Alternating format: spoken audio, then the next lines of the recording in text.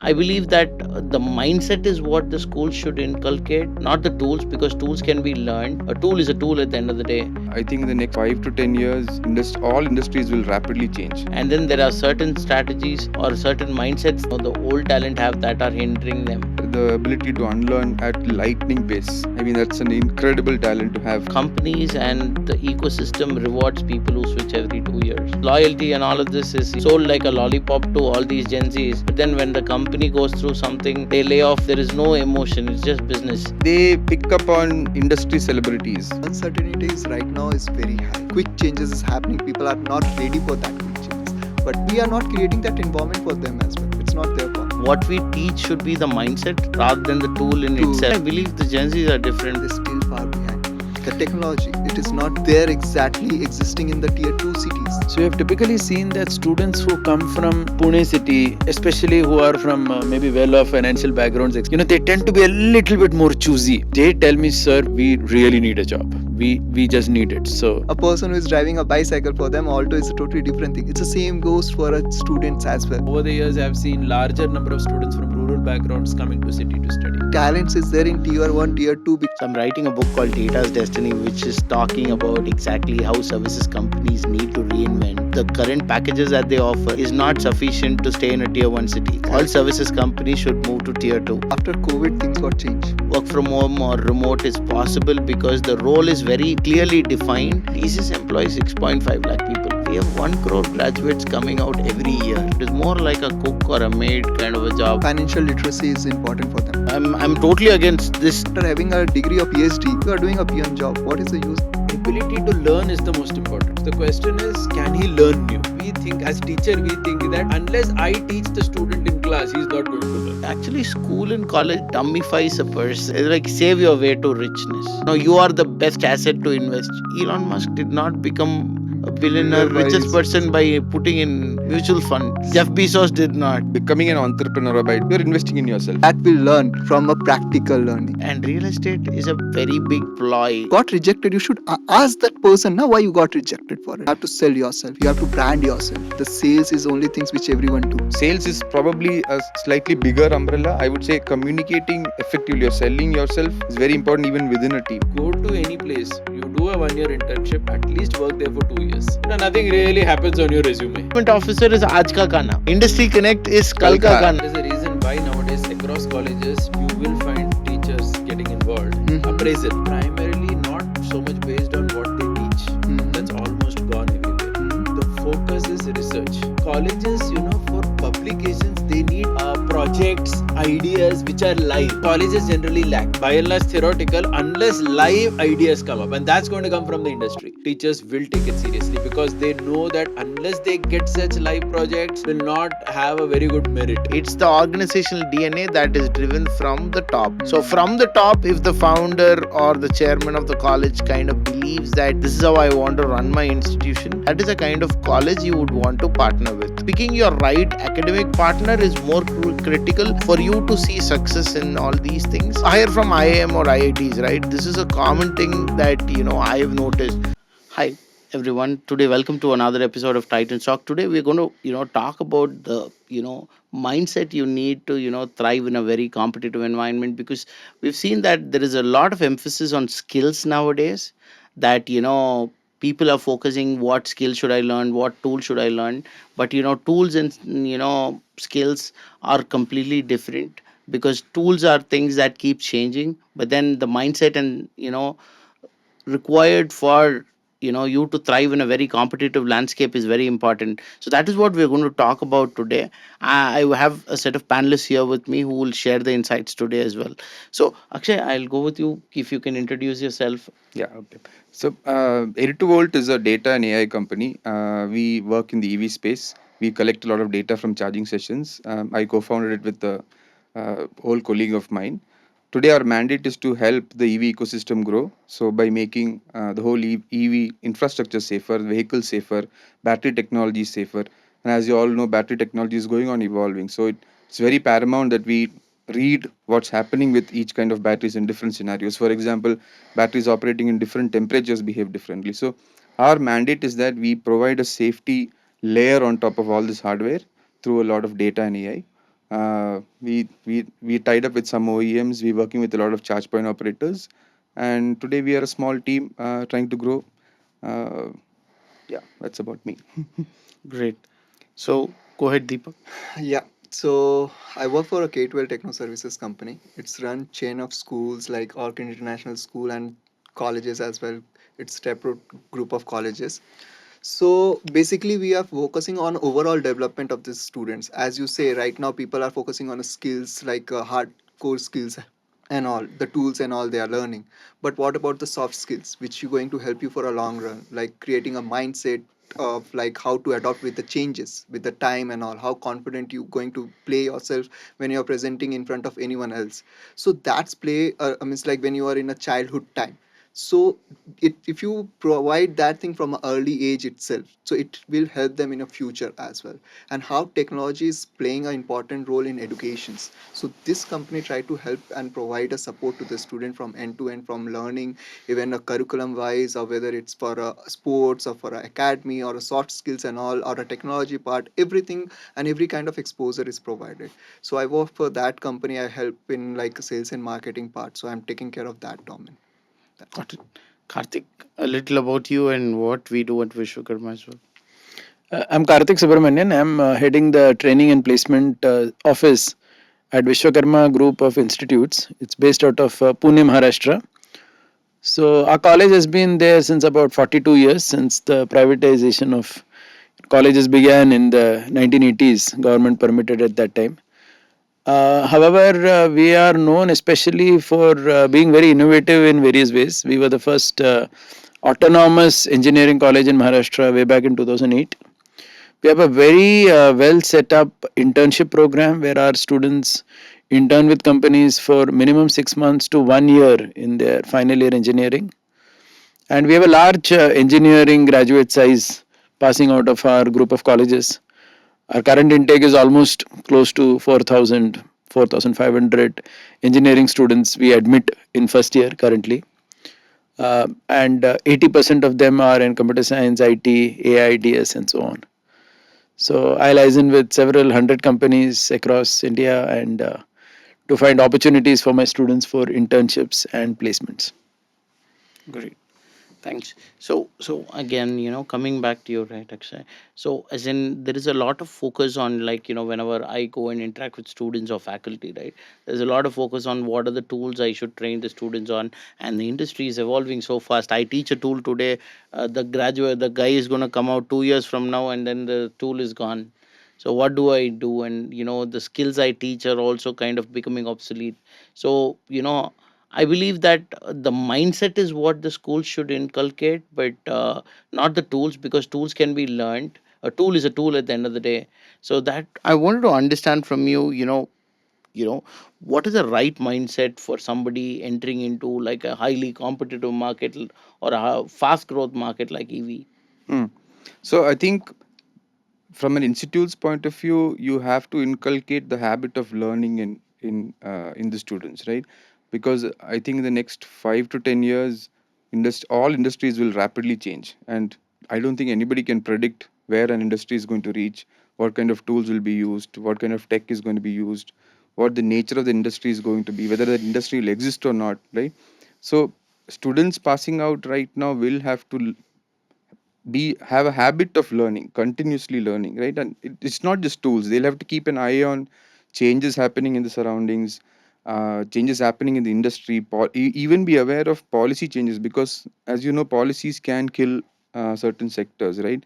uh, so firstly, be in the habit of learning. Two is, if you think you are going to enter a very competitive space, then analyze the direction of that space, saying, okay, for example, in transportation, right? People have been talking about autonomous vehicles for at least 20 years now, right? Now it is becoming a reality. You will see it becoming live in the next 1 or 2 years in certain cities in the US and China. In China, I believe there are already autonomous taxi fleets which have come out, right? So you have to at least have an understanding of where certain spaces are going. Be ready to accept that, okay, things are going to change far more drastically than what even I am aware of or what I've been taught of, and then try and adapt to that situation. So from a skill point of view, the biggest skills that a student should have is the habit of learning, continuously being updated about industry changes, policy changes. You can even, I mean, policy changes might be a big word for a student passing out right now, but you can just be in touch with peers or seniors from colleges, or even colleagues of your parents or relatives, right, who are working in competitive spaces, to see how they are trying to keep in touch with the industry. So all this points to a behavior or a habit of learning. I think that is the most important thing a student right now needs to have, from my point of view. Got it. So, Akshay, a follow-up question on that, right? So, we were talking just before this began. We were talking about experienced talent and fresh talent coming into the industry.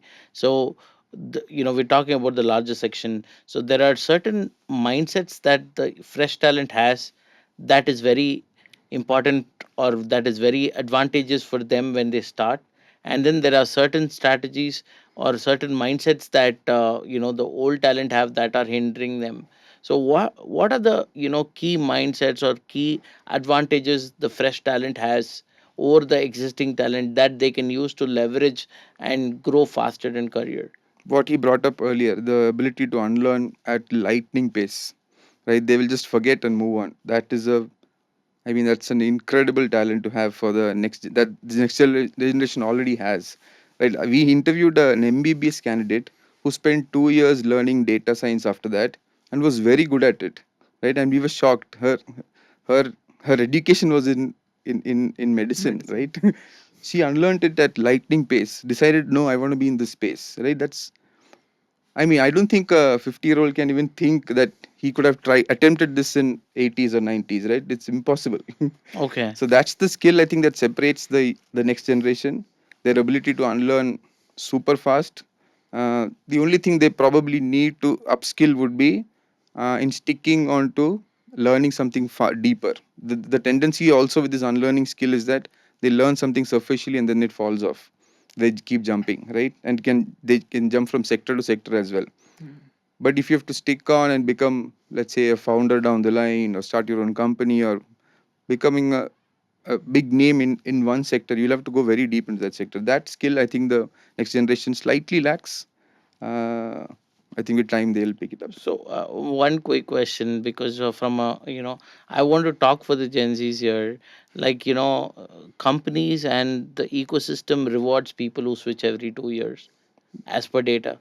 Mm. That's the one. They're the ones who make the best bang for the buck. So when that is the case, and then this loyalty and all of this is sold like a lollipop to all these Gen Zs, but then when the company goes through something, they lay off. There is no emotion. It's just business. So why is it that when they do, it's just business? It's something that we are unable to accept. No, that is unfair. This jumping every 2 years, if it's within the same sector, okay. Oh, okay. You're talking about intersector, is it? Yeah. So, for example, jumping from a tech services company to a consulting firm, from there to a product company, you can do it 3-4 times. But when you're in your mid 30s, then you'd suddenly become unhireable, right? That's the category which exists. The I mean, the 12 to 15-year-old experienced people, they've jumped far too often, and that's today probably why they're not very hireable right now. Okay. Yeah, you jump in the same sector, for example, be in the consulting industry, jump companies, switch companies rather. That's okay, because you're still learning something new in the same space, right? So So, like, how long before they figure out this is what they want to do? Like, before they enter 30s, they should be able to figure out, because they need they, to. they, they kind of want to, put their finger into every pie and then figure out which is the right one for them, because they come with a, also they have a lot of choices. They pick up on industry celebrities and think, I want to be like him, right? And with most of the time they don't see the effort that has gone behind that guy, whoever that is, right? They only see the success. That is the biggest problem. People want to pick up cricket by the time they're 10, 12, maybe even younger, because they see Virat Kohli. Somebody wants to become like Sachin Bansal, but then the effort that's gone behind, no, it is, Sachin Bansal didn't jump 5 companies, right? He probably never did. Along with that, I want to add on, like, uncertainties right now is very high. Like, people are not certain that which technology, as you said, that new tools are coming up, AI came up, and people are having that scared of mind that what will happen to our future. Forget about the older generation have that, even having an experience of 10-15 years, people are unsecure about their future careers and all. The same way it's getting passed on to a new generation as well. Suppose if I've learned right now, he's from college industries and all, where people are seeing that they are getting graduate, but they are not sure what kind of career they will land up. Uncertainty is very high. Even as being from a company where we go and hire more freshers this year as we have started, but we have found out that people are more than doing an experiment. Uncertainty plays a role. That's where they are lagging. It's not a lagging, it's an environment which we have created right now because of a lot of quick changes is happening. People are not ready for that quick changes, but the beauty of changes, it's happened quickly only. They don't give a time for us to adopt to it. Agility is the key then. So it's about how quickly you can adopt to it at the ground. Yes, Well, but we are not creating that environment for them as well. It's not their fault. If we are teaching X and Y Z and we are expecting them to do ABCD, so it is totally a different thing. so that's where I believe that what we teach should be the mindset rather than the tool in Tools, itself. yes. Bec- Suppose you play a game. Suppose a game you're playing a PUBG. If you come up, I'm talking because we are talking about Gen Z go ahead, and all. go on. So people, when they play a PUBG, and all of a sudden new tools come up, new game come up. So do you require a training for it? Do any Gen Z require, or any person? Even we have played so many games. Do we require any training for it? No. Or any new app come up? Do we require a training how to utilize that? But when it comes for a CRM or kind of thing, people need a training for it. If you go for any company like Salesforce or Lead Square, there are multiple CRMs are there. But when they have to operate, they need a training. Why? What's the difference? They will know more while playing a game. They know more tools without any training or specifics. They have a lot of tools and all. But when it comes for a CRM or any basic tools which we are talking about, the new tools and all, but people need a training. People need a training for it. I don't know why it's needed. That is where people are making, because they stick to it. That is for entertainment, means games and all, where we will enjoy, we will find it okay, it's entertaining and all. But when it's come for a work, they take it as a work.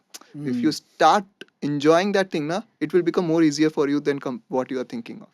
So that's what I believe. So that's where I believe the Gen Zs are different, because our generation probably one generation earlier, so for about 14 years, right, give or take. So we were in a situation where we had to take up jobs whether we liked it or not. These guys are not taking up jobs whether they like it or not. They take up jobs only if they like, or else they're happy to sit at home and wait for the right opportunity. We are talking this thing for a tier 1 city. Yeah. This is what you are seeing in Bangalore or Pune or Delhi or Mumbai. But when you go to the major population where this stays, if you go and talk to them, they're still far behind. Forget about thinking of a new job, of new opportunities and all. They are thinking of just having a job. So that is a big thing. We just think of the few percentage. We are talking about the few percentage which we are seeing around. But when the major population stick, where our GDP or the growth of a nation stick, still they are thinking of what kind of. If you go and go to a tier 2 or 3 cities now, because of Shark Tank, people knows about the startup culture and how the things and all work. But go and for AI, they don't know much about AI.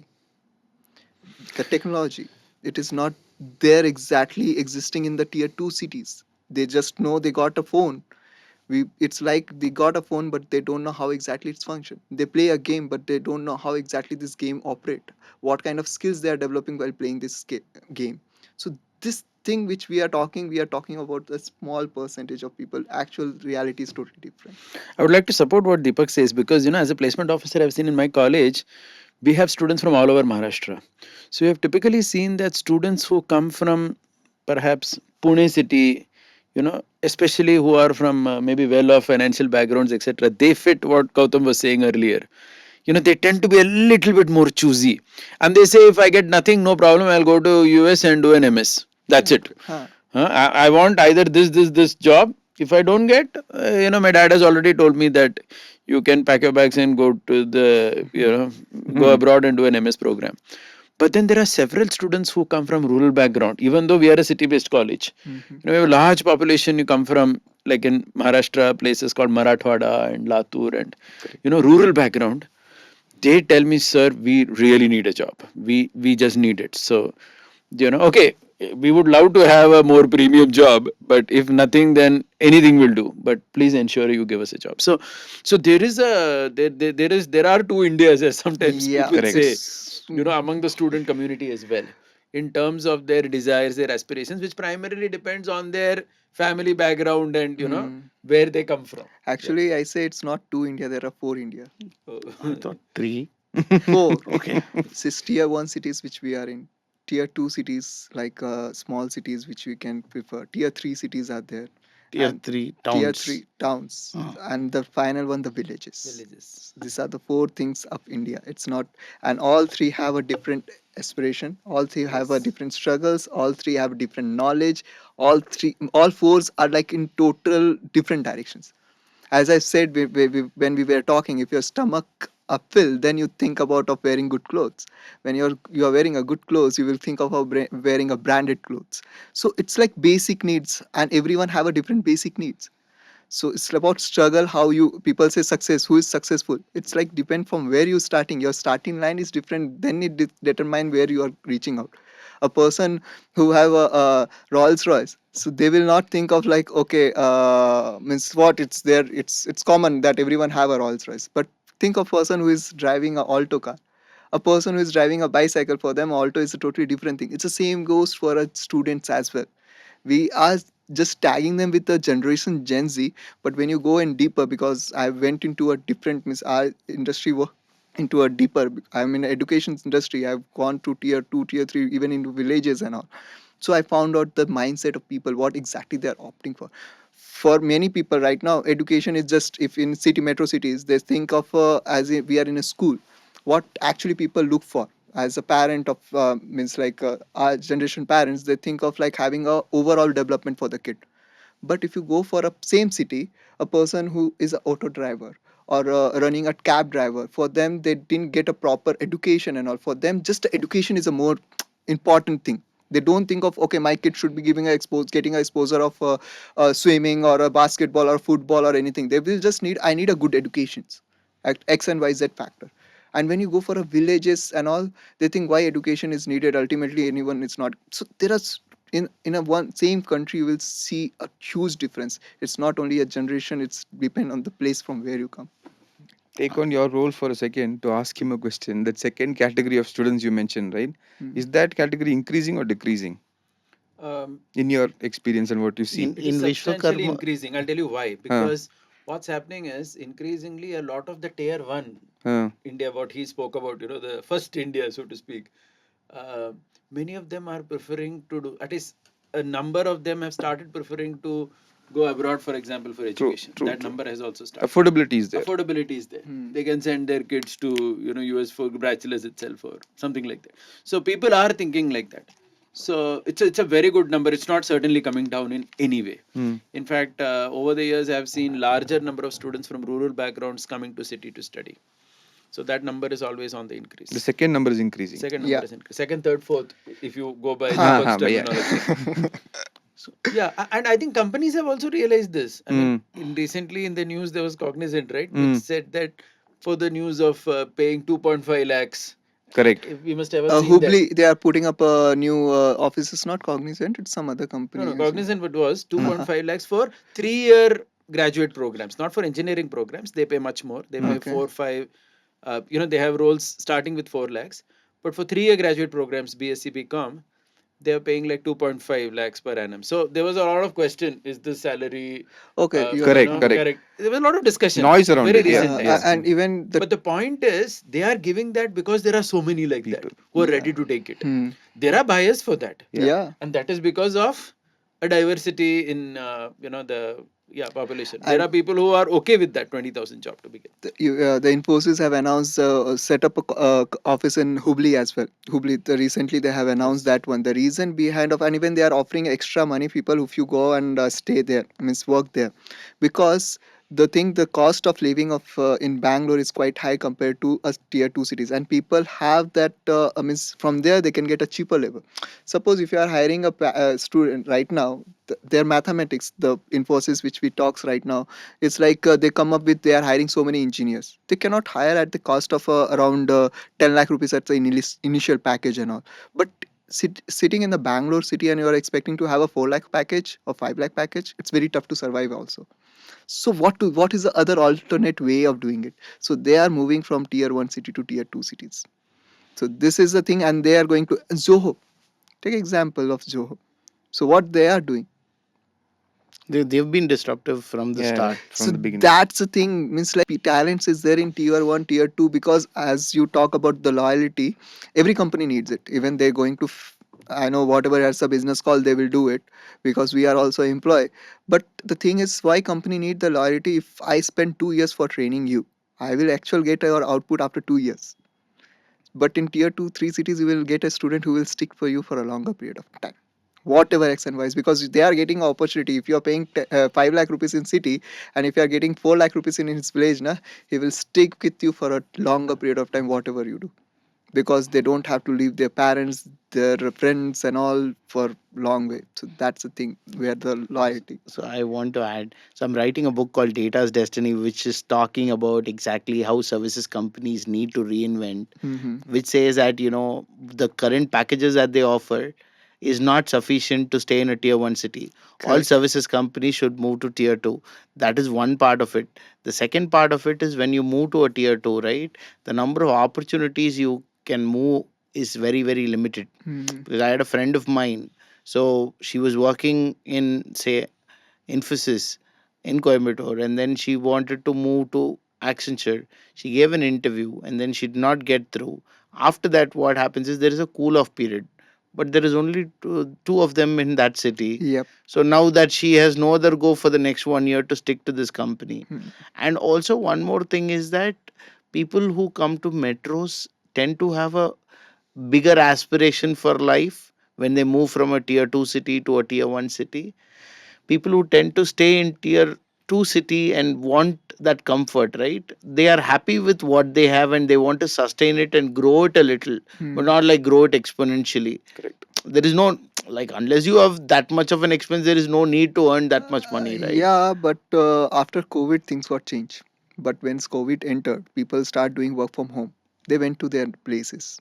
They were, yeah, there are debates like productivity issues and all are there. The same people, it's become very tough for them to bring up to their cities to back. If suppose someone is like sitting in a Bihar or Patna, cities like that, so if you are calling them back to office, it's big companies giving a ultimatum that you have to come, we have to start, and they took 2 years also. Still, people are like objecting of coming back to the to tier 1 city. It's not about aspirations or getting a growth and all. Now people knows even if that are their home as well, they can get that thing. That COVID have teach. Earlier it was not. So there is also one more thing here when you look at it, right? Companies that are very well defined and structured roles, right? There, work from home or remote is possible because the role is very clearly defined and So for somebody like Akshay, if somebody is sitting, in Patna and saying, "Boss, I'll work from home," he'll be like, "Nice, you please work with yourself. I'm good."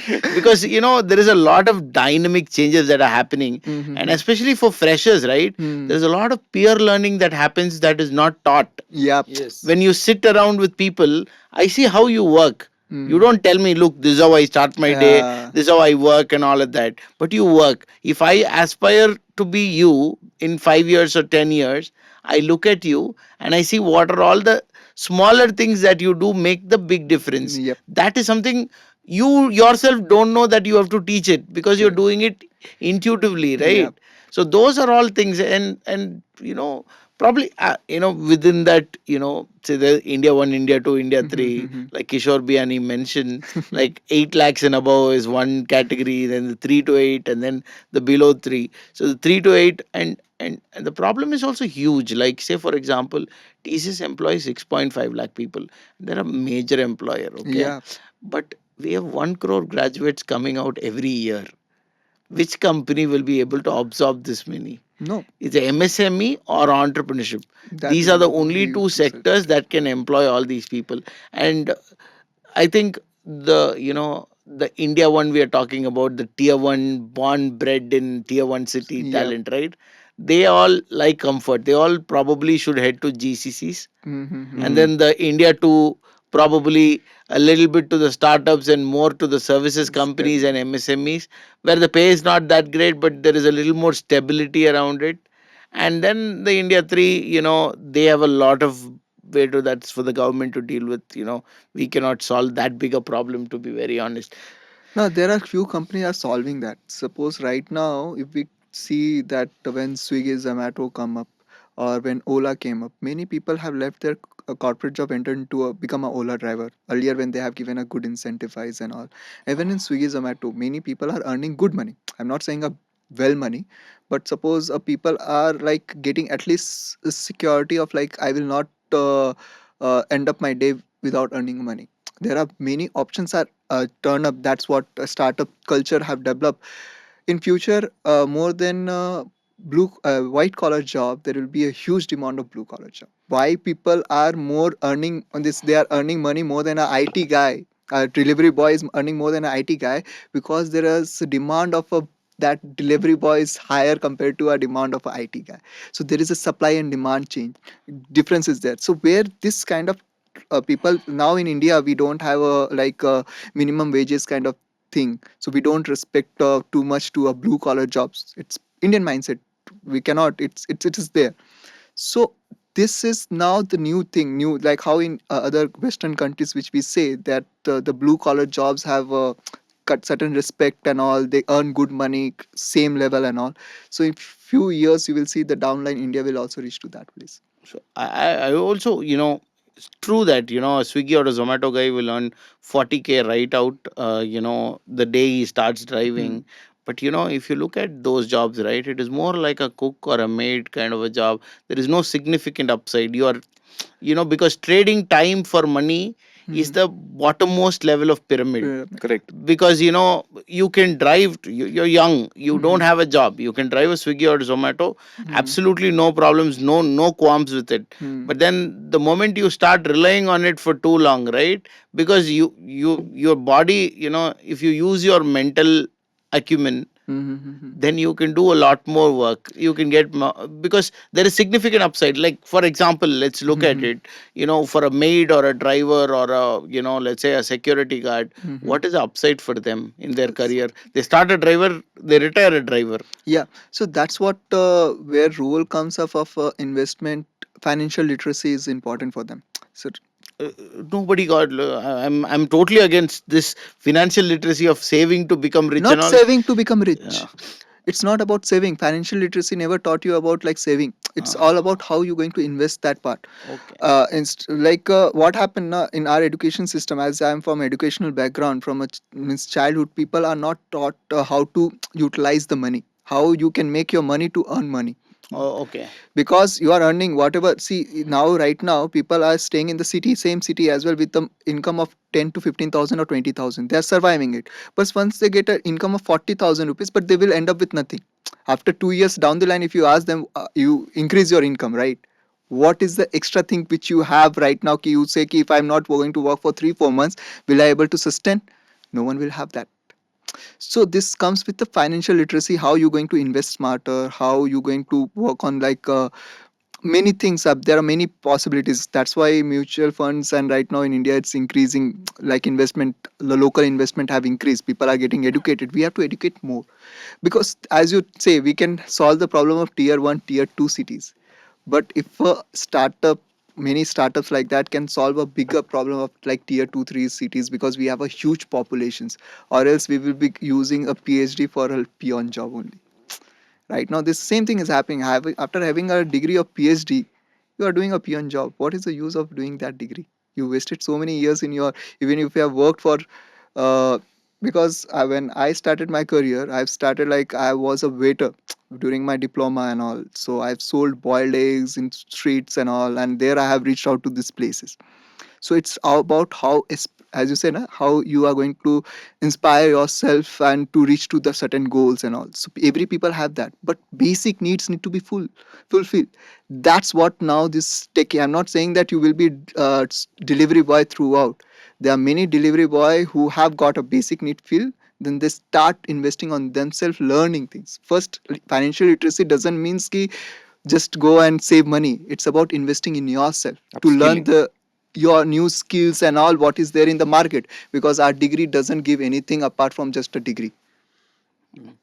That's where probably Karthik would want to add a point there, in terms of what they are doing, apart from just giving a degree, in terms of industry collaboration.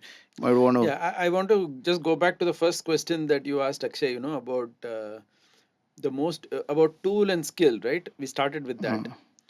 So, as Akshay was also pointing out, ability to learn is the most important, right? Because it's not about, because what a student learns in college, it's very unlikely that he's going to use only that knowledge for his work. In fact, most often it's not going to be. He's going to use something else only. So the question is, can he learn new? So for this question, we did something actually which helped us in many ways and helped students as well. I would just like to share that. So we have a system where every course in college, course means a subject. If you study one subject, every course must have a project and also must result in a paper, research paper. And we have marks for that. We have a weightage for it. Let's say 25% weightage for the project and for the paper as well. And every student, so a student does 4 or 5 courses, right, in a semester. So he will do 4 or 5 projects. Okay, and then he will do one project which will involve all the courses, as in which is just beyond just the course, where he will use knowledge from all the courses and something else as well, and publish a paper out of it. So one paper per semester is supposed to do the student, and that paper has to be a Scopus indexed paper, etc. For those of you who come from academics, you would know that there are journals, etc., which have a particular weightage. Now what has happened because of that is two things. One is the college also has honestly benefited a lot, because in all the rankings, like whether it is NARF, whether it is NAC, NBA, the various accreditations that colleges need, we have to show publications, research, etc. And we noticed that, because we are an undergraduate engineering college, we don't have postgraduate or PhD, much, hardly any. I mean, it's in single digit actually, compared to the 4,000 strong undergraduate engineering. Because primarily India is like that. India education is primarily undergraduate. Because for masters, if someone wants, we see even even IITs are not filling up, they say these days, or NITs, etc. And many go abroad as well for that. So one thing is that the college has got very good rankings in all our accreditations because of our students publishing well. And the students are benefiting, more important. It's a win-win situation. College benefits, students also benefit, because they now start learning this thing, that it is about learning something new. It's about how you present it. Because when you have to publish a paper and it's a conference or a journal, sometimes you have to go and present as well. Then you need to know how to present your findings in a way that kind of appeals to a larger body, etc., and learn that language, the soft skills needed to publish, not only the English language, but the way you format things, the way you present your data effectively. Correct. So this has actually helped us a lot. This is one initiative I would like to highlight, which has helped our students being improve their learnability, because at the end of the day that is important. So that is one major thing. And the second thing, of course, is the internship program, which is like a very well set up program where companies actually start coming to us when our students are in the 6th semester only, and pick them up for an entire year-long internship.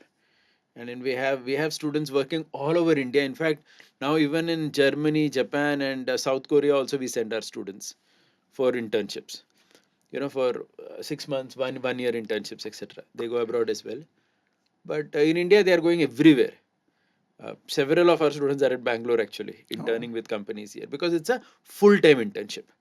And the way we have adjusted the academics, I would like to speak about that also on a later question. But these are some things we are doing to ensure learnability, so that the day they are graduated, they are much more ready to work than anything, because they have that. I have one question for you. Means like as we see in the Western countries, they are promoting more of a part time after a colleges and all. But India is like more of like developing nation. They should have more of this culture. But why we have, like, as I said, when I was doing my degree and all, I was doing side by side some jobs or business and all that helped me to reach out to this place. Why, means I'm not seeing that much is encouraged in India.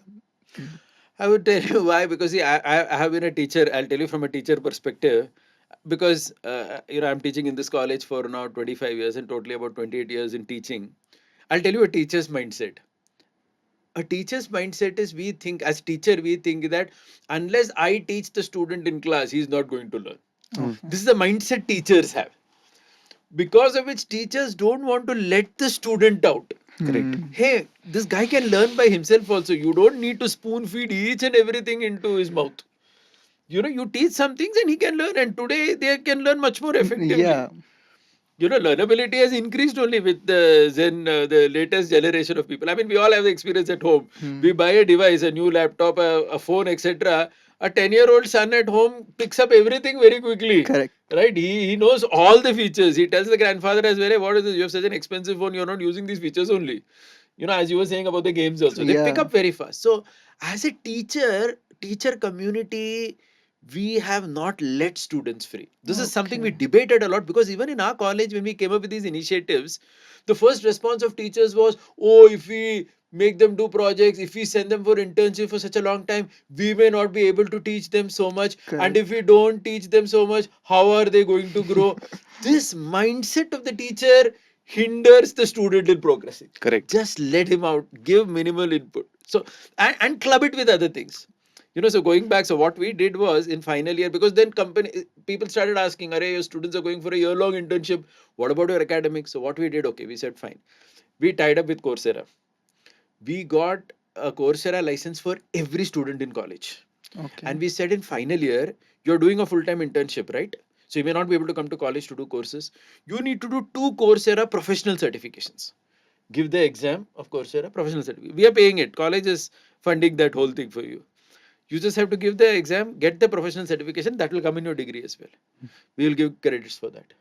So by doing this, what happened? So we didn't come down, or what they call as compromise on the academics, whatever courses you have to complete. And we saw that is also working better. So Coursera has very good certifications, Salesforce, many, and companies also value that. They say that, array, does the student have some professional certifications? And then what we did, we said that, okay, if I'm going to send a student to some company, let's say tomorrow, 82 Volts, we are going to send some students to you as an intern. And let's say you feel that, okay, if the student has to be intern at some place, these are some courses, if he does, it will be very good. No problem. We have this whole array of Coursera certifications, and we have subscribed to the whole bucket. The student who is interning with you can do those certifications. Correct. So, that also is now fine-tuned. It's not that you have to do some certifications that only we tell you. Correct. I will say that, oh, everybody must do a Coursera certification only in artificial intelligence. Oh, well, I'm not working in that. So why should I waste my time? I'm working with something. Maybe there is some course which is more aligned with where I'm working. Let me do that certification. So I think that, colleges have to come out of the teacher mindset. Yep. Thinking that we are the gods for our students. No, bringing that flexibility to a Yes. student's mind is very good. I mean, You let them out, they will fly. Correct. Yeah. So we That's actually, as you said, teachers are there to support, but they are holding it in that support. Holding That's him the back. point. No, they don't want to let go of the control they have over the Over student. students. Student will figure it out himself. Themselves. If all you do is 4 years teach and still not be able to get him a job, what good is your teaching? Exactly. Correct. In some way, it's like the mindset of the parent. Those of us who have teenagers as children, maybe Akshay also would be in my age group, so we'll understand. We think that a teenager, we have to handhold at all point of time. Sometimes we realize if you let him or let her, they will do much better. They will exceed the expectations. Correct. Same thing happens with our students in college. Correct. And one more thing is, like, the more we say no to it, they do more of that. So it's better to let them do what they want to and just guide them. Just Look at the learning. Actually, school and college dummifies a person. Okay. That's what. So, because a kid nowadays learns to use of mobile before even he starts to speak. So that is the learning capacity of a mind. Human being. You put through the whole educational system, they come out dumber. So that is what happens. So that is where these initiatives, colleges should start letting, because what everything is designed is for an assembly line factory worker kind of this thing. So why do I need attendance compulsory? Yep. Boss, you pass the exam. How you pass the exam is up to To you. you. I will tell you what to do. The class is happening. You want, come and sit.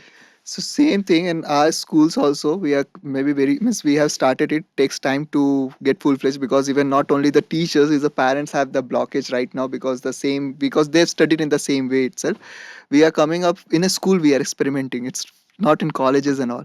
If you want to study, suppose if you're not okay, if you're not happy, you are thinking that okay, I'm not interested in this topic or I'm not finding to study this. Now I want to play football. You are free to leave that class and go and play football.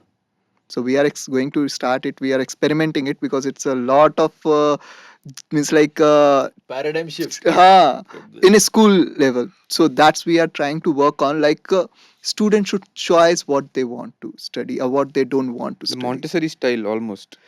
It's not like Montessori. They don't. Yeah, it is there, but in the higher grades, when you go to 6, 7 standard, it's become like you have so syllabus you have to cover Correct, up. correct. But actually, technically, as from an academic background, it's not need much time. It's not need entire year. If you really want to cover up entire syllabus within 3 months, you can completely cover everything, each and every topic, everything if you properly studies and all. So this is there, but the freedom is not there. You just want to follow the rules of like timetables and all. That's what. See, in real world, we are expecting something else, and we train them throughout a year. You have to be something else. You cannot change that. Like okay, whatever the generation difference is there, but you are trained in such a way. You forget about your mind. Your body is trained. Our body, every body have a memories and all. So that design in a such a way. So that need to be break. If once it's break now, the new generation have bigger potential to grow. Absolutely. Bigger potential to grow. Actually, I also wanted to touch upon this, okay, from an entrepreneur perspective, right? So, this thing, the whole mindset, it's about learning new things and growing. The growth mindset and learning new things is the whole thing. The problem is when they say learning, they associate it with exam. It's not exam. Exactly. It's not exam. Learning is just learning something new, like learning a new language or learning a new route to go to office. Correct. That's it. Correct. It has got nothing to do with Do with examination. exams. So that's where the learning comes with a lot of stigma. So apart from that, so there is this lot of fad, right, Akshay? Because I'm fellow entrepreneur, I want to touch upon this. It's like save your way to richness. Okay, according to me, this is total crap. Okay, because you can never save your way to richness till you make at least like say 5-6 lakhs a month. You should just you are the best asset to invest. You invest that. on yourself. Either it is building a network or learning a tool or a skill. You keep learning. You never know where it will come through. And this saving in mutual fund 10,000, 15,000, It will 1 not crore when you are 60, all this is bullshit. Who will enjoy that money? 5 years later you get an emergency, you withdraw the money, gone. the cycle is reset again. Now you want to live till 80 for 1 crore. That's why I always say when people say that they're going to invest in mutual fund and shares and all, and you will get this much of compounding and all. Well, I want to live my life. I don't want to think about my future generation and all. They will look over themselves. What about me? Who will recover my needs? Highest investment is first figuring out how to earn more for yourself. Self.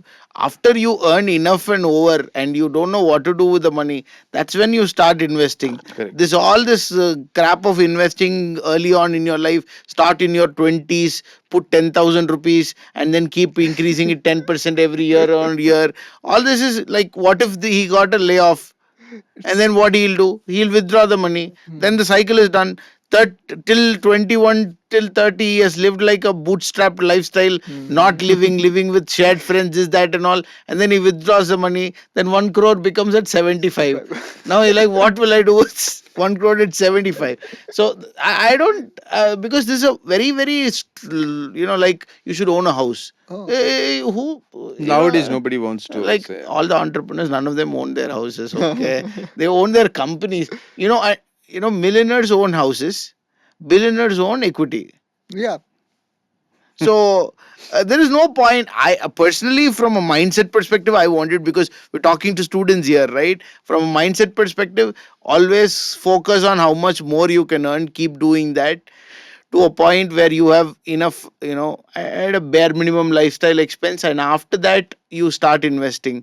Till then, 25,000 rupees you're earning or 50,000 rupees you're earning, you put 12,000 rupees in It SIP, never makes. nothing will, because SIP it is a long term game. And Elon Musk did not become a billionaire, Billionaire by richest person by putting in mutual fund. Jeff Bezos did not.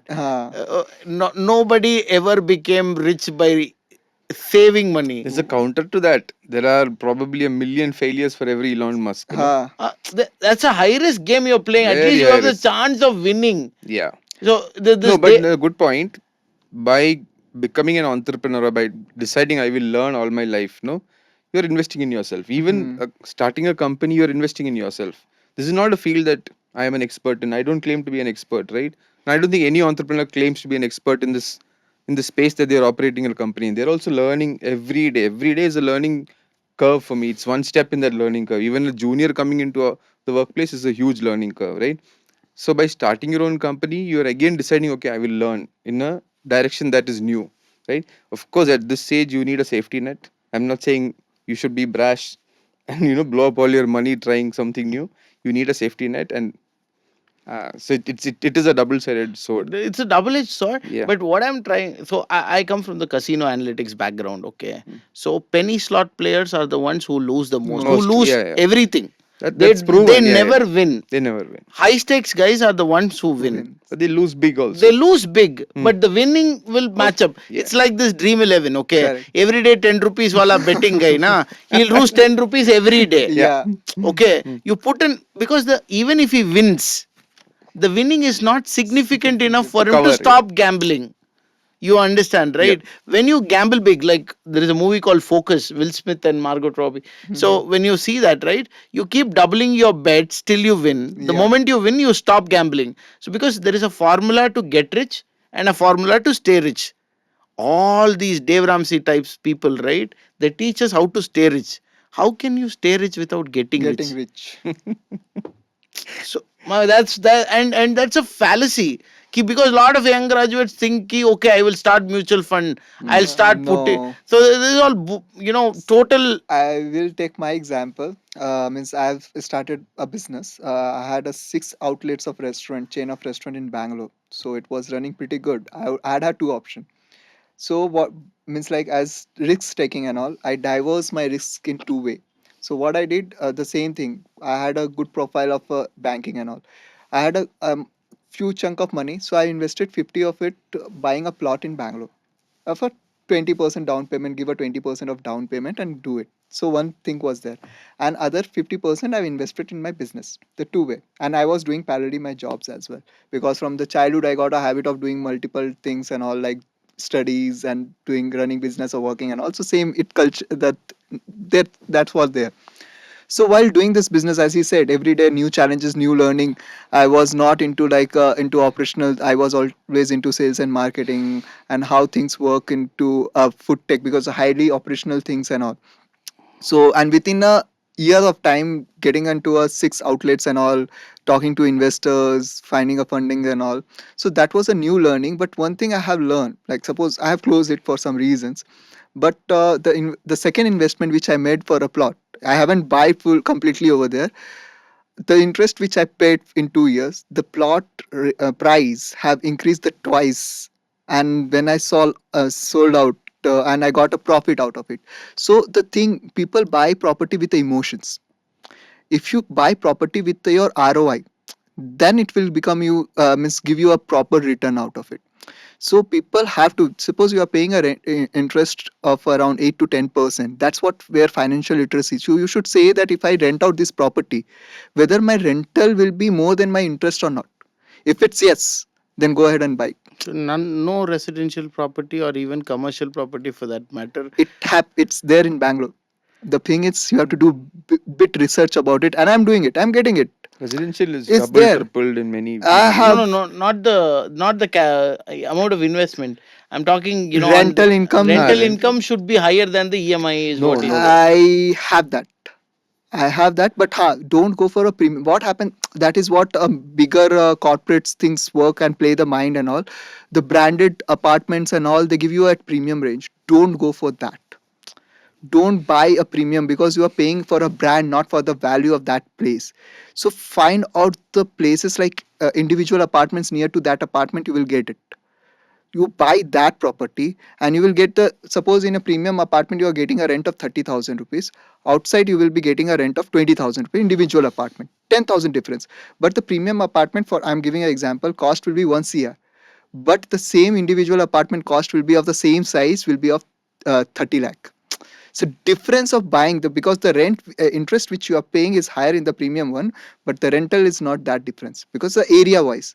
So demand and supply, that way the investment, that where you have to work on the investment part to get. Yeah, if you don't buy as a emotion ki I will live here, my parents will live here, or whatever it is, if you think in a very calculative way, return wise, where I understand, yeah, that investment is going to give you, because whatever returns after 10 years I will get, it's a different thing, because it's a property price is hiking, but my emis will be taken care by the rental.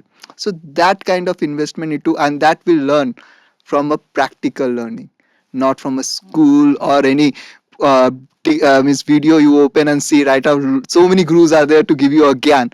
Do you invest in real estate, do you invest in mutual fund and all and all. But when you go on ground level, you do your own market research, you'll find the difference. Market have that gap, so you have to understand. So once you will be on field, you will understand that thing. So precisely, okay. Even to buy a, let's say, a 40 lakh or a 50 lakh house, right? That guy has to have the down payment of at least 15-20 lakhs minimum 10 lakh for rupees the to for that 20%. 15-20 lakhs of excess income Mhm. is where he needs the mindset and skill. Skills, So yeah. I'm just trying to deconstruct it for the the student who is listening to it. Mhm. Ki, boss, don't try and save 10,000 rupees from your No, 25,000 rupees it is salary. not going to make Nobody sense. will ever get rich. Don't buy that home. Don't. Correct. So for me, for example, right, I rent my house. Okay, Mm. I rent my house. So I got it for a really good deal. Okay, Mhm. actually, the house, the landlord's wife was a banker. She was Mhm. financing that apartment. This guy was in Infi. Mhm. So she said, I'm financing this property. It's good. We'll combine, take a loan, and we will buy the plot. So they got it with an idea. They were shown the barren land key, either your flat will be here. So then they bought the flat. Okay. Then they bought the flat. And then what happened is when the flat was in construction, this guy got an opportunity in UK. Okay. Both husband and wife left India. Oh. And I am staying in their property. And they had come to India recently. So they said, I would come and meet you. Gautam. Please come on. And then I showed them their flat for the first time to them. Oh. Very common in Bangalore. No, like, what's the point? This house dream, nah. It's a. It should be not as a dream. It's a invest. Should be in a very calculative way. It is not worthwhile. And you, when do you buy a house? Is when you have so much money. Money, Ki yeah. you're like, okay, let me buy this house. It's an expense, because having an house also, like, you have to pay property tax, you have to Yeah, that is maintain there. repairs, maintenance. It's a pain, and it is promulgated through our parents. My father even today asked me, Gautam, what is this? 12 years after you've not bought a single piece of land. I'm like, why will I buy? I have real estate in people. Hmm. I can pick up the phone and call a lot of people, and they would do something for me. That is what is the capital that I have built. Land and all, will buy it when it is required. I'm happy with cash in my bank, not in bank, sitting out there. So that you understand, right? I'm happy with that. I don't need a house for me to feel satisfied or this. These are all like few things. Yeah, but the thing is, India is the background. If you say take 10 years or 20 years back, when our generation was there, they were struggling. Now, the new generation, they don't have that problem. Earlier, the problem was different. As you say, is in 90s, there was a different problem of like food and all. Then the problem were the shelters. Now, this generation which they are coming, they have like Anish, basic need was roti, kapra, makan earlier. Correct? Now, what is the basic need? Mobile phone bhi hai uske saath. Internet first. The first basic changed. Their basic need have changed. So with the time when the need got changed, the people who have money, why the people buy the houses and all? Why Gurgaon is booming like in real estate? People are buying suppose who are crores, they are buying 7 crores, 150 crores apartments and all, and it's booming like anything. They are rich people, right? They're not a small people or a middle class or mediocre and all. They have that mindset also. Ki I should invest money and all. They have more than, they are a financial advisor and all. But why they are investing in money? Because that real estate, they know after a year or two that 7 crore flat will be of around 14 or 15 crores, and it's more safer investment than other things. The people who have money and all, I'm saying that you have to reach to that place and all. Even when I started my career and all, when I've invested into a real estate, yeah, it's controversial, but I reached for a down payment. I haven't reached key. I have to have that 40 lakh rupees in my bank account, then only I will buy. My aim was to reach to that down payment. So that down payment once I reach now, then I will look over ki what I, where I can invest, which area, what is the difference, market research and all I do. So that's what people are. That's why I asked him why we are not encouraging students more of part time, because this lead lot of research and investment on investing anything. Even you are investing in yourself, which is going to be relevant for you. If I'm a person from sales and marketing, I have a more into like selling things or interacting with people. I can learn the tech and all. Now learning AI is many tools I'm learning right now. So whether that learning will be relevant for me or not, that is more important. That investment of that, not only money investment. People think that money is more precious is time. Money you can earn it, or money will earn for themselves, but time cannot be earned by anyone. What is there, everyone have their own time period. It's clicking time by time. So that is what where people should understand key. You should have enough time to learn to invest. Investment is also a learning. Without, I mean, you people listen someone and then invest. That is a problem. Instead of getting a A guidance of lot of learning. wannabes who are giving investment advice Ha. when they have not done it themselves. Yes. So that is, because they want to make money by talking Talking about it. so that is not. So what I wanted to kind of, summarize from all of you is that till you get to say 1.5, 2 lakhs per month kind of an income, Correct. don't Enter into invest in this all model. or reinvest everything on Yourself. yourself, and then get to that 1.5, 2 lakhs minimum. Then Then start probably investment. think about investing. Till then, the investment is also not sizable enough to give you any returns, Return, yeah. and it is not even worth doing it. And Correct. buying a house, should be the last of your concern, because it affects your mobility, Hmm. the job choices. Because once you buy a house, then You are fixed. like somebody buys an house in Electronic City, done. So they'll be like, boss, I can come till HSR later. Ha. I have a great job in Whitefield. No, I have a house here. And then I had one friend who had a house in, like, say, Banshankari, and he rented it out for like say 15-20,000 or something, and then he rented out something in BTM layout because his wife was working in Whitefield and he was working in HSR. So, and even in BTM, it was still far for him, Hmm. for his wife rather. But he had got a house. Though he was getting a rent of about 20,000, he was paying a rent of around 35,000 or something. Common in Bangalore. Yeah. So this is very, very It's common. It's not common. That's what I said. Never buy a real estate for a emotional kind of thing.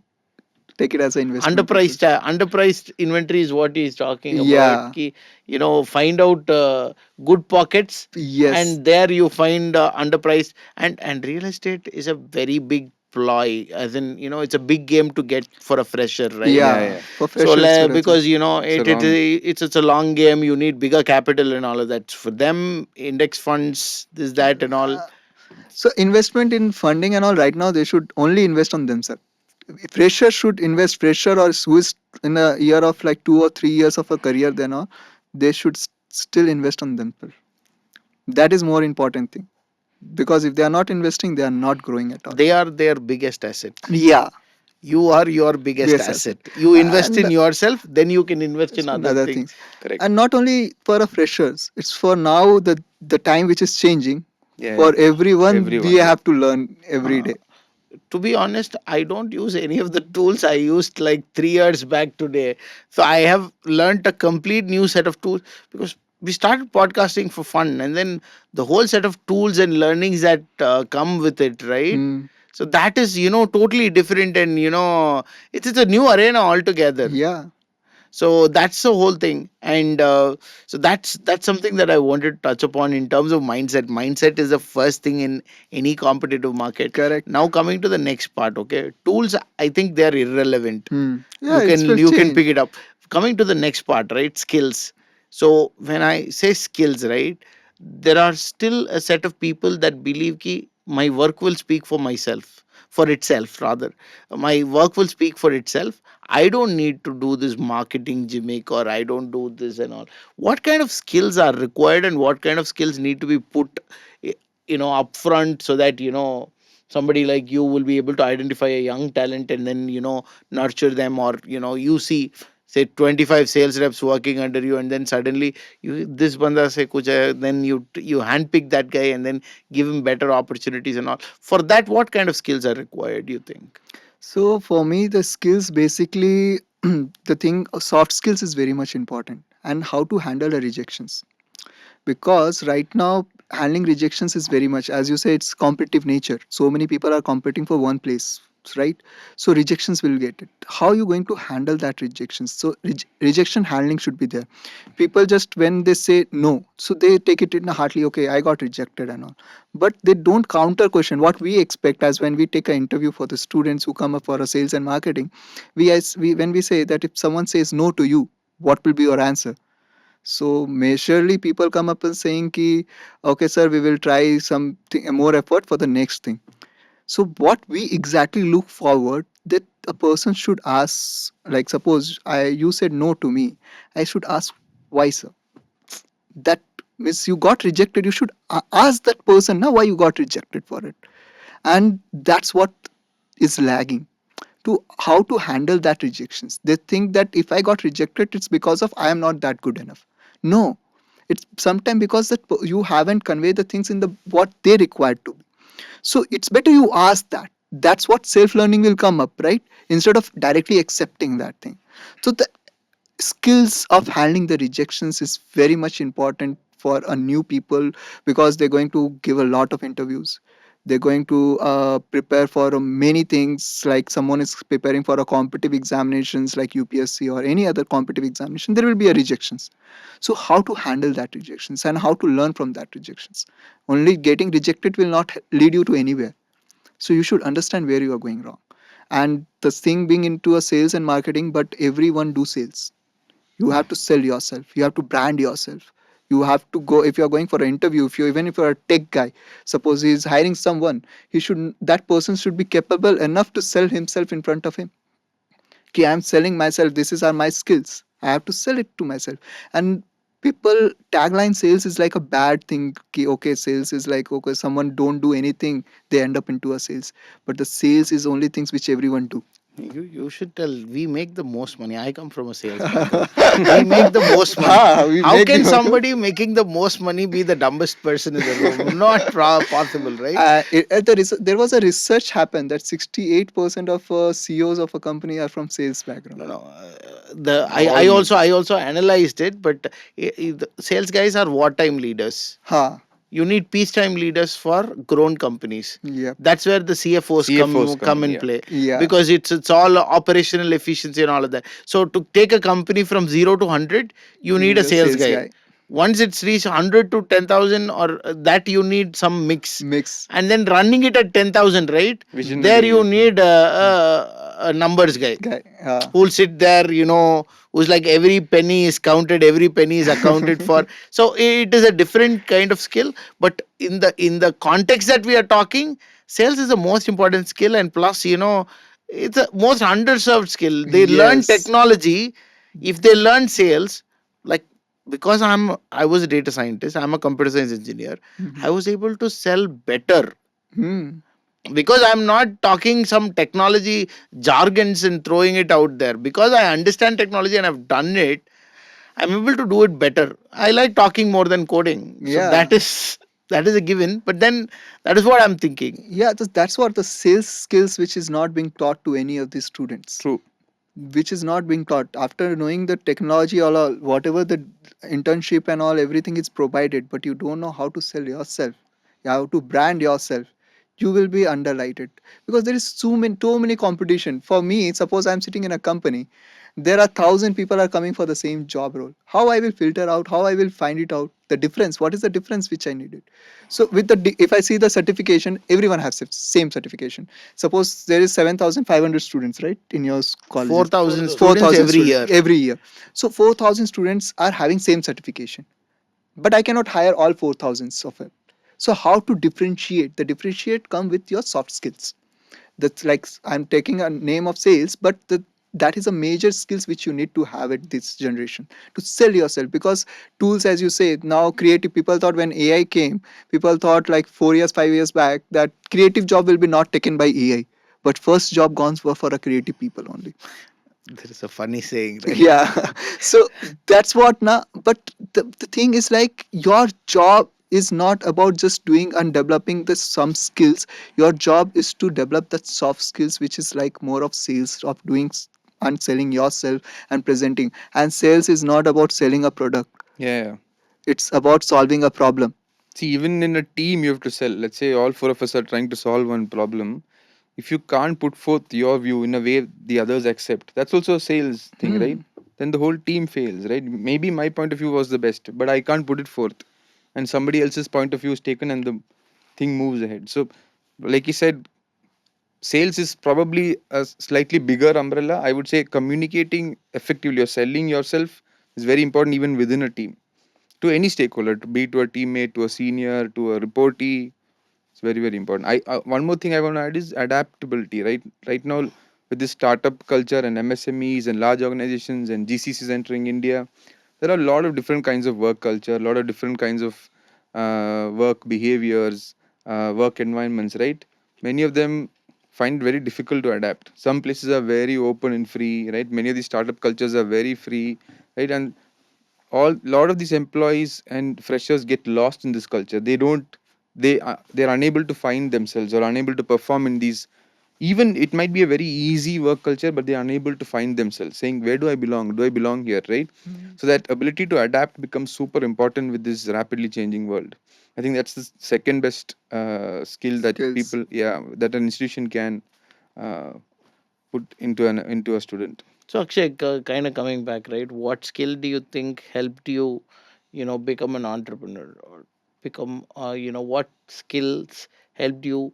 Because if you look at skills per se, right? So communication is a given across all levels. What is required for you to? What are the skills you look for when you're looking at a young talent to handpick them? And then what are the skills that are required at a mid level for them to be successful? And then what are the skills that as an entrepreneur are helping you? If I talk about myself, it is grit, because I'm an automobile engineer. This is my fourth attempt at an EV startup. From 2003, I've continuously tried doing something in the EV space, auto space. 2003, I made the first electric vehicle. Oh. So it's almost 21 years since my first attempt, right? So personally, it is grit. I kept at it. I never let go because I was so convinced in this space. But that grit, for that grit to come out, it takes a lot of time. It takes a lot of investing into yourself, like we discussed earlier. I went to do a graduation abroad and all that. So grit, I think, is foremost in being an entrepreneur. Nothing else. I come from a very normal middle class background. There was no backing. So grit is the only thing that brought me here. But for a new generation guy, uh, to your question, what I look for in a new generation guy is their ability to uh, commit themselves, even though it might be for 2 years, like we discussed earlier. People want to jump jobs, but in those 2 years, how committed are you into doing things, right? It could be very, very small things, right? That's the that's probably the first thing we look for, and that comes across as soon as I see your resume. How much effort have you put into building your resume, right? Very simple. I will know whether this guy is a details guy or not. Very, very simple. If your resume is shabby, I don't even have to call the guy. It goes out right there, right? So the commitment you have to doing any task, right, that is the foremost that we look for in a. The rest is all trainable. Everything else is trainable, right? Because commitment shows your attitude in general. So that's our policy. I mean, I'm sure a lot of people have different thoughts, but this is what we look for. So without talking about the tenure, right? Hmm. So every day as an individual day, he gives in a 100% for the work and the output. That is more important, whether it be for 1 year, 2 years, or 7 years. And everybody's 100% is different. A very skilled guy, an intelligent guy's 100% might be much higher than a average skilled guy. But even if an average skilled guy puts his 100%, no, we value it as much as the the intelligent guy's 100%. So one more thing, although it's a very small section, right? This hyper intelligent people who do the bare minimum required to scrape through, and then don't Not in put a in. startup. You can't do Startup that is in a not startup. possible. And we are growing so fast, and it's not here. So okay, They will find good jobs in large corporates, no Ye- doubt, right? They'll make a lot of money. Not saying that's a bad thing to do, but not in a. So if you look at EV data, I don't think there are any large companies in the space. There are no large companies. That's if you have to get into a new age sector, into a sector that's evolving so fast, you can't just do bare minimum and scrape through, right? Immaterial of how large the companies. I don't think people in Tesla take it easy, right? And you you've saw heard of, the Elon Musk email, right? yeah. Hey, all of those guys, working from home, telling other tech companies when was the last time they invented a great product. Yeah, yeah. So, Correct. so all of you need to be in office 40 hours Yeah. per week No, minimum. yeah, 70 hours or so, something. 70 70 hours of hours is Indian for version, Indian Indian version. version. the communist version. That is impractical. That is not Pranmurti, possible. yeah. Don't take all these names. You're Yeah, we sitting in shouldn't. Bangalore. Please edit this So, out. so suit is coming your way. So Karthik, from your perspective, right, what are the skills you're teaching the students? You're of course teaching them tools so that they can do something today. The mindset is, one is growth mindset, second is investing in themselves. In terms of skills, there's a lot more nuanced skills than these hard skills. So what are you guys teaching in college that is impacting the students well-being? Yeah. So besides what I said earlier about projects, every semester, and professional certifications that we have been emphasizing, we have also we feel that what mentoring students has become very important these days. That is one area we have been investing, ensuring that every group of students have a mentor, to talk to them, to really to tell them some things. Like for example, when some students, it happens with them that when they go to some, like for example, some students believe that job means permanent job. They come from that background, especially from the rural Yep. setup. Now when they come, they think that I need permanency. That's why They UPSC come is in with so that demand. background. Even such things we have to counsel them, mentor them. Mentoring them is not only from the engineering skills perspective. So when we say skills, there are multiple skills: engineering skills, programming, etc. Then soft skills, able to write papers, etc. And then the thought process itself. How do you look at life? How do you look at things like that? I mean, especially during the pandemic, I had cases when students, initially they were offered work from home. Then suddenly the company said, now you have to come daily. I mean, there were some students who were not willing to. We had to really spend a lot of time mentoring them. Hey, what's your problem? You're a young 21, 22-year-old. What's the problem in going to an office daily? But they had just got so used to that they just didn't want to come out of that cozy zone. So mentoring them on every issue, this also has been a very important thing we felt, to ensure that they are actually ready to face the world the way it is, rather than imagining something, a permanency that doesn't exist actually. At the same time, we have been emphasizing, what Akshay was saying. We emphasize to all our students that when you go to any place, you do a 1 year internship, at least work there for 2 years.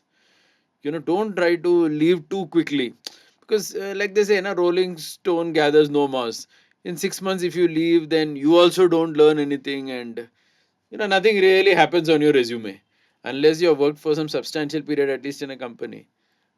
So mentoring students is one very big area for us, to ensure that they get that right, because skills is technical, skills is soft skills, skills is in thought process also, how you think about various issues. Got it. So as in quick question. So how do students take when you academicians only mentor them? Do they take it in the right stead, or No, they do they don't. expect? A very good point. So what we have done is we gather, leverage our alumni network for it. Okay. So we get them to do this. Okay. We tell them, and they do it, right, because we call them to talk, etc. uh, like I come from Maharashtra. In Marathi there is a saying, "Sonarni can't tochle paise." It's in Marathi. What it means is that goldsmith only should pierce the ear. Hmm. An ordinary guy cannot come and pierce the ear. Because it's not just about just Poking. piercing anyway. So when that goldsmith who is there, when he pierces the ear, then he will do it exactly the way it should be. So what we have realized is, you're right actually. If we say, they feel ye bhashan de rahe hai, professor humko. Correct. They don't take it seriously. We leverage our alumni for these things. So we coined this thing, freshers with 2 years of experience with Vivek and Atul when they were here. So what we do is that, so what is that, we've kind of structurized is that fourth semester, second year, we give an elective, an industry elective, where, say, let's say for EV in general, overview is a paper. You give a written script, and then they kind of convert it to a subject. So this person is kind of, pre-vet. Okay. And then you set up a center of excellence where you give them all the software tools and technologies. Like, say, if he has an R&D budget of 150 rupees, he would want to do something worth of 1,500 rupees always. So there are more problems to solve than the budget accommodates for Always. R&D. So what you do is you give these, other problem statements that you're not working on to these people in the COEs. So they kind of work on those problems with the same tools and skills, probably a little more little shabbier, probably not as good as an experienced guy would do, but still, they have an academic mentor and an industry mentor, and then they coordinate so that this goes through. So they work on those projects, so they get a little hands on. And then when they come, to fourth year, you get a full year internship. Correct. So they work with you through in the company for a year. By the time when they come in, you don't have to they're already up to speed on your technology tools and all of that. So now, it's just a context setting, right? So they can hit the ground running. Probably you'll have to teach them office etiquettes, email etiquettes, and all of that, because Yep. these guys, as much as they're very, very fancy and all of that, right? Their etiquette sucks. Okay. Wow. I'll tell you one interesting point. So I'll complete this. So what happens is, by the time he completes fourth year, he has 2 years of experience Hmm. working on yours. He's like a custom made talent for you. Hmm. He's not a ready made, cookie cutter size kind of a talent. He's a custom made talent, and then you take him. So you hire him at a fresher's salary, but he comes with 2 years of experience. So this is what we call freshers with 2 years of experience. For this, I heard one startup, even I got a call from them as well for jobs. So they are working on like when the guy is in second year, suppose you are going for any big institution, they have a big fees kind of thing. So what they are doing in the second year, they are tying up with the companies. So they give a commitment, like as he said that he need a person who can work at least for 2 years or 3 years for them. So company find this problem, like people after 1 year of training they jump to other places and also because they can get a better salary. So what that company, they found out a gap between that company what are facing a problem and the students those who are not having a experience. Okay, the students those who are not having a experience, so that company what they are doing, they are selecting students in the colleges itself. They are providing, apart from their academy will run regularly, so apart from that they will do a full time job, not a part time or a kind of internship, full time job. They will get a training, they will learn the skills which is needed for that company. Suppose he need a data scientist and all, so he will get that training for first 6 months. He have to pass that company examinations, and then they will enter into a job. And with this, the student get a benefit, 80% of their fees get recovered.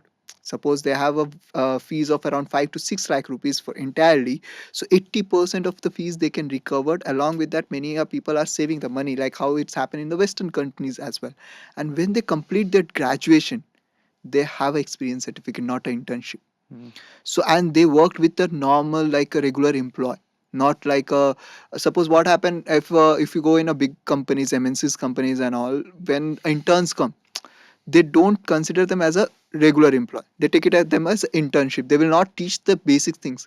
But for these people, they take them as an employee because they are investing them and they are sure that they will not leave for another 3 years or 2.5 years with us. They will be there and they are getting at a lesser price. Yeah, they have to invest a bit more on the training part, but anyhow later or sooner they have to do it.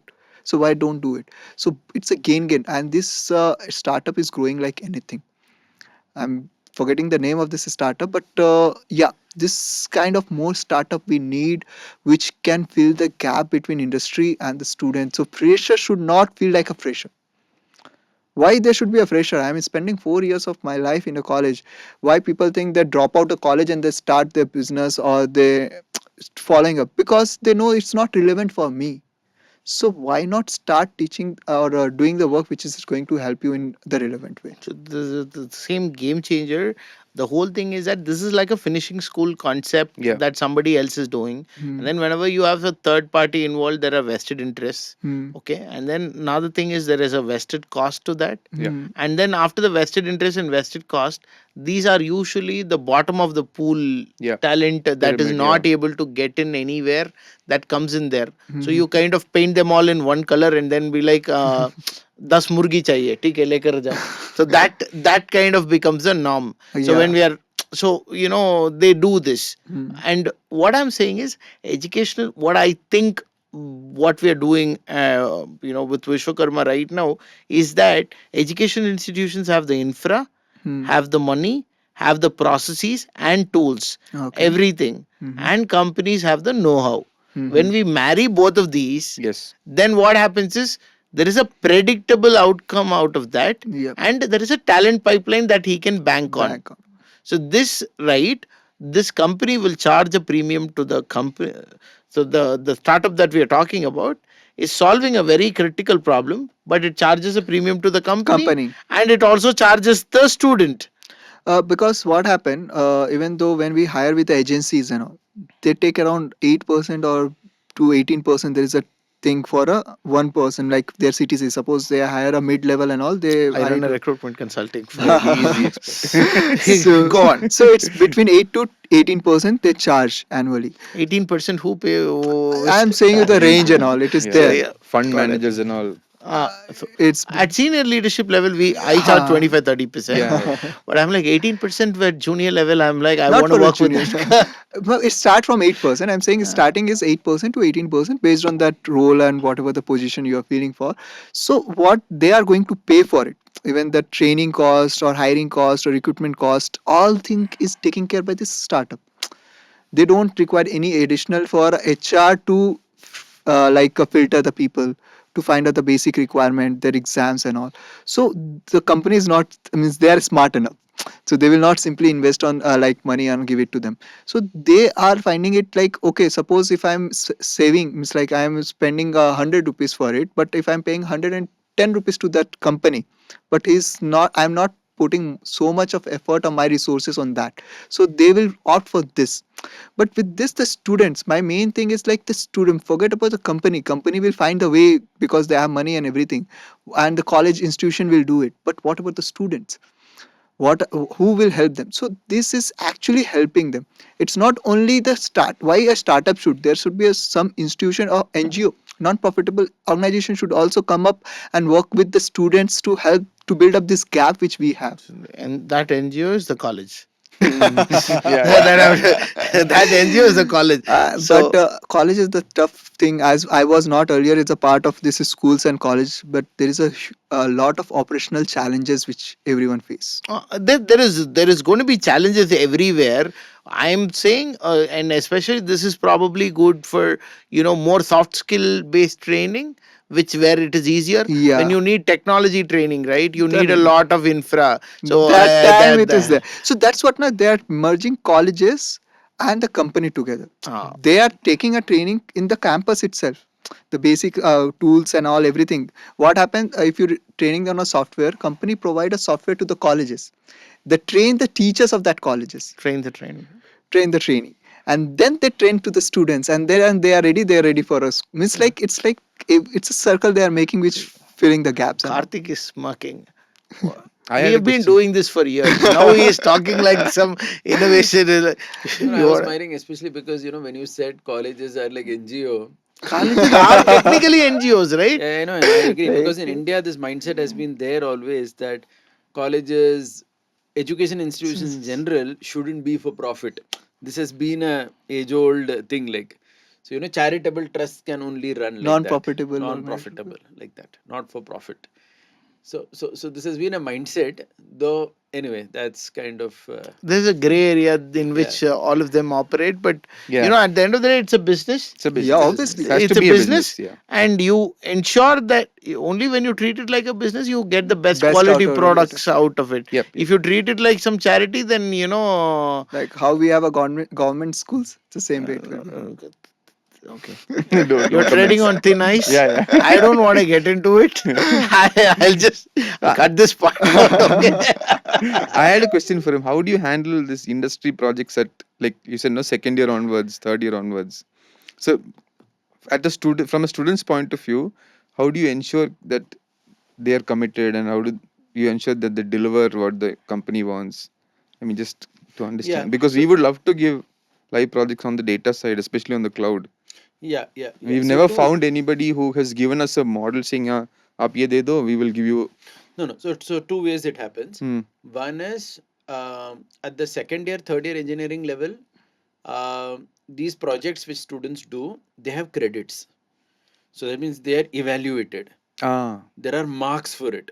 See, ultimately, some carrot is needed. Hmm. Right. So for students during education, their primary carrot is the marks. Marks. They get, Yeah. because that will turn into their CGPA and so on. So that's one thing. But more importantly, these projects are again many of the industry projects that we get them students to do. There, the faculty is also involved. So that means the faculty basically is a point of contact to ensure that certain industry project has come and it is delivered. And sometimes what happens is that project is such that it spans multiple semesters. So the students may keep changing, but the faculty is the same. Yeah. See, some point of contact has to be there centrally. Hmm. Who will take it? Hmm. So what we have been doing is like every company will eyes in, depending on the area they want to work with a particular teacher who has those strengths. So that teacher will only take the projects from that industry, get it executed from successive batches of students, and keep doing it. So students will keep going, but the project life continues. That's one thing. However, in the final year, the internship which is there, that is the full-time internship. Correct. Where there the teacher's role is honestly much lesser, because the student is there in the company premises only, just like a regular employee for 6 months, or generally nowadays 1 year only. So most of our students in Bangalore now, they are all here for a whole year. They are here. Correct. That's understandable. So, Yeah. so then that's a different thing. And there also it has credits. It has 16 credits. This internship each semester. So there is an evaluation where there is a company person and a college teacher who will evaluate it 2 times in the semester to see if everything is going, put the right warnings in place so that the student gives the deliverables. Otherwise, they will get affected with CGPA, which they generally don't do because they know it's going to affect their mark sheet and their career in that way. It just fades off. So I'll tell First you. month there is lot of activity. No, I'll tell Then you. we have to call. I mean, somebody from the team has to call saying, "Hey, where is that? Where is No. this paper? Where is that?" So We're like, I'll tell you doesn't that. work. But internship is working well. Internship works well. Internship works well. We hired, in fact, 2 people from Dishani, somebody from Pune. She moved to Bangalore just now, about 3 months back. Hired her as an intern a year and a half back. Gave her a PPO in the first week because she was super committed. Didn't even evaluate her technically. 100% committed into learning. So the part there, right? When I talk with industries, one thing that I realize is that one common thing is that, boss, I do all the KT, spend my time. Then the faculty is gone. Ah. Then all my KT efforts are wasted. Second thing is that I give it, but there is no accountability because there are only students working. So there are 2 parts to this, okay? The first thing is when you choose a college, right? You choose a college that pays well, because the incentive for the faculty to leave is not high. So the college that follows the pay commission that the central government is proposing, Yes. whenever that pay commission is implemented, immediately the college follows. Then what happens is that there is no incentive for the teacher to leave. But there's a small difference. This live project is being led by the placement committee, mostly the senior students. So you don't. So basically, So placement. that's why I asked, what's the structure that? So that's what. So mm. there should be an industry connect. So the college should have somebody for industry connect. That means that not the placement officer doubling up as industry connect, because placement officer is aaj ka kana. Industry connect is kal ka kana. Correct. So that's what that startup what I talked about. So that is the gap, because what happened now, students are not, if you accountable, they are not accountable because Yeah. they are not going to answer So you, that. what you do is you get a industry mentor who is like once in a month talks, and then there is an academic mentor who talks once every 2 days with the students to ensure, and then the report is being sent. Nobody in the team will have time. No. So You only mean in once the institution. in the institution somebody will have once in 2 days with the students. So that's why if you have a structure in place for that, it works. That's the structure. Otherwise, it doesn't so the work. industry mentor is once in a month. Once in a month, probably, just to take stock of things. The academic mentor who you've trained the trainer, he is there on the ground, he is doing it. And most of these are short term projects, a semester long or a year long. But there are cases where it spans multiple years. When it spans multiple years, this academic mentor becomes your anchor. Correct. So he becomes your sheet anchor. The For the students next- keep yeah. changing. But now comes to the next point. So this is the structure. And then now comes to the second point. What if the academic mentor leaves? So what are the incentives for an academic person to leave is pay. So if he is going to be paid at central government norms, then the incentive to pay is very incentive to leave is very less. And good thing that you notice about colleges that pay well and treat their employees well, the lecturers and professors well, the stickiness is higher. Everybody is like, I'm a 20-year veteran, I'm a 25-year veteran, and all of that. So those are the kind of colleges you want to partner with for these kind of initiatives. If you partner with another Me Too college that just popped up and everybody is gung-ho, and then that kind of eventually fades in. So that is where probably a little bit of selection is involved. Yeah, I mean, these are all inbound, so we just go but, ahead. In our college, for example, we have been adhering to central government 7th pay scales. Always pay commission. Even now we have like 7th pay. I didn't with want to the promote it directly, saying challenge. Vishwakarma does that. So I wanted to layer it in the conversation so that it But, kind of comes out. one question for both of you. It's like, but who will take the ownership after getting, means what happened as he will struggle even after he give a project. Why he given a project to other colleges? Because he don't want to involve his current resources into that. It's not very critical, but I would like some creative inputs. Things come in. Yeah.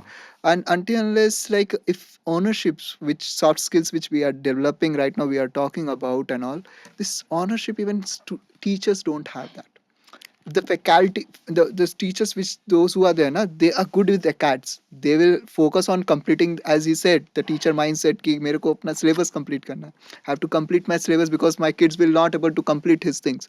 The same things, the ownership they don't have for the projects which he will provide it to the colleges. I'll come in that. There is a reason why nowadays across colleges you will find teachers getting involved, because what has happened is across India now in all colleges the assessment for the teacher, appraisal, that's the right word, is primarily not so much based on what they teach. That's almost gone everywhere. The focus is research, publications. Okay. Now what happens is colleges, for publications they need live projects, ideas which are live, which colleges generally lack. As in, because it's an academic environment. So they are in a college when they are taking machine learning. They are looking at it by and large theoretical unless live ideas come up, and that's going to come from the industry. I believe increasingly, I mean, though I agree with Akshay that maybe with some places in the past you all may have had an experience like that, but increasingly I feel teachers will take it seriously, because they know that unless they get such live projects, their research paper which they publish, based on using that, the idea, the research paper they publish will not have a very good merit, Correct. as in the impact factor of that and so on. And if that doesn't happen, their appraisal goes for a toss. And if their appraisal goes for a toss, their promotion, everything gets affected. Which Fear it of happens. losing This something is should be happening there. all over India now. You can go in any college and ask the teacher. They will tell you that teaching has become like that. As I was saying earlier, what has happened, because of information content being available profusely these days. So that value of the teacher to deliver certain content, that has somehow reduced now. That innovation part, that application part, whether you can marry two concepts and an Yeah. application and bring out something, that has become more critical. Oh. So I believe that the future will support this. Though perhaps in the past you may have seen some experience. I hope so. It's a So good point. actually, to answer it, right? Again, it's like the same way a company runs. It's the organizational DNA that is driven from the top. Yeah. So from the top, if the founder or the chairman of the college kind of believes that, this is how I want to run my institution, that is a kind of college you would want to partner with. Oh. Because when he's saying that this has become, prevalent, he's talking about the top notch technology Yeah. institutions in India, not the Me Too tech institutions which Huh. have like 5 branches or 7 branches and try to place them all in IT companies somehow. So that is not the college that he is referring to. It's rather the other way around. Tier 1. That's the whole thing. So picking your right academic partner is more critical for you to see success in all these things. And you hire from IIM or IITs, right? This is a common thing that I have noticed. IIM and IIT talent don't join smaller companies. When I Now say to small, their Now only